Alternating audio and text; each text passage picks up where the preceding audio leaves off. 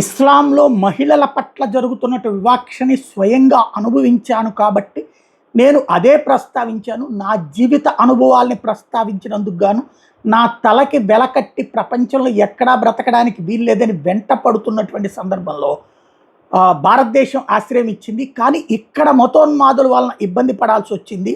Europe దేశాలు ఏనాడో నాకు సిటిజన్షిప్ ఇచ్చినాయి, అక్కడ బ్రతకడానికి అవకాశం ఇచ్చినాయి. కానీ ఏ బంగ్లాదేశ్లో పుట్టాను, ఏ బెంగాల్లో పుట్టాను, ఈ బెంగాలీ భాషలో పెరిగిన దాన్ని నేను అట్లాంటి అంటే బంగ్లాదేశ్ ఒకప్పుడు బెంగాలు ఒకటే కదా. కాబట్టి అలాంటి నా మాతృ ప్రాంతంలో ఉండాలని నేను ఆశిస్తే 2007 నుంచి నన్ను కలకత్తాకు కూడా రానివ్వలేదు. కోర్టులు ఉత్తర్వులు ఇచ్చినా కూడా సరే ఏ కోర్టులు నన్ను శిక్షించలేదు. కానీ నన్ను ఇక్కడ శిక్ష ఇచ్చింది ఎవరయ్యా అంటే మత ఉన్మాద చరిత్ర కలిగినటువంటి వాళ్ళు.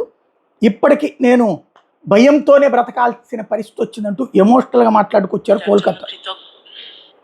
আজ থেকে অগাস্ট আমার প্রত্যাবর্তনের মাস। 1994 সালে 8ই অগাস্ট আমাকে বাংলাদেশ ছাড়তে বাধ্য করেছিল তখনকার সরকার। తస్రీమా నస్రీన్ బెంగాలీ భాషలో మాట్లాడి అందరిని మెప్పించారు.